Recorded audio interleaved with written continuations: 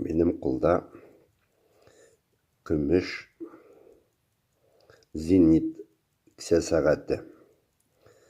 Бұл сағат бек танылған фирма шығарған, зенит фирмасы. Бұл фирма енді данлықлы, өзінің шығарған продукциясы бек түгел еруші сағатлар есебінен кірген. Міне бүгін шушы сағатның бәләкегіне характеристикаларын деп әйтім мекенінде, эшләнү тарихын деп әйтім мекен язып қалдырмақшы болам.